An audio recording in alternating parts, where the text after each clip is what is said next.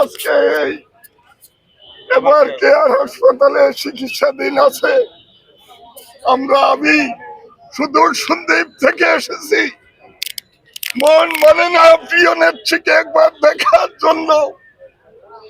আজকে অগণিত বাংলাদেশের মানুষ আজকে ঐক্যের পথিক দেশনেত্রীর জন্য দোয়া করছে। সারা পৃথিবীর বিভিন্ন রাষ্ট্রপ্রধান আমাদের প্রিয় নেত্রীর জন্য, তার অসুস্থতা থেকে যাতে সুস্থ হয় তার জন্য আজকে সবাই দোয়া করছে। হে রব্বুল আলামিন, আমাদের প্রিয় নেত্রীকে, এই যে মানুষ, হাজার হাজার মানুষ এখানে দাঁড়িয়ে আছে, তাদের সবাই আহ্বানে আল্লাহর আরশ আজকে কেঁপে উঠেছে। হে রব্বুল আলামিন, আমাদের প্রিয় নেত্রীকে তুমি সুস্থ করে দাও, ঐক্যের প্রতীককে তুমি সুস্থ করে দাও। দেশ আজকে একটা ক্রান্তিকাল অতিক্রম করছে। গণতন্ত্রের আগামী দিনের যে নির্বাচন, এই ঐক্যের প্রতীকের নেতৃত্বে সেই নির্বাচন যাতে অনুষ্ঠিত হয়, তার জন্য তোমরা তাকে আমাদের মাঝে রব্বুল আলামিন ফিরিয়ে দাও।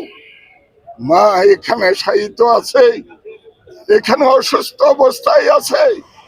খালেদা জিয়া হাসলে গোটা বাংলাদেশ হাসে। আজকে বাংলাদেশের মানুষ ভালো নেই। টেকনাফ থেকে তেতুলিয়া, রূপসা থেকে পাতুরিয়া, 18 কোটি মানুষ আজকে অস্থির অবস্থায় আছে। রাত্রে অনেকের ঘুম হয় না।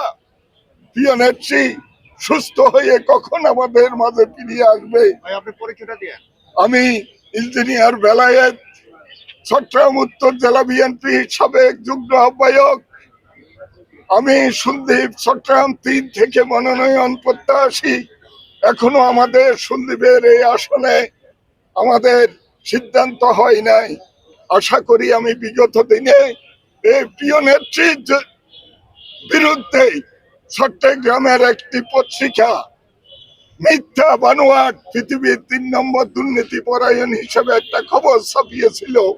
তার প্রতিবাদে আমি বাদী হয়ে ওই পত্রিকার মালিকদের বিরুদ্ধে 100 কোটি টাকার মানহানির মামলা করেছিলাম। তখন প্রিয় নেত্রী লন্ডন ছিল। লন্ডন থেকে আসার পর তিনি আমাকে তার অফিসে ডেকে আমাকে সান্ত্বনা দিয়েছিল যে তোমাকে আমি একটা পদ দিতে পারি নাই, কিন্তু তুমি এত বড় জীবনের ঝুঁকি নিয়ে এই মামলা করেছ।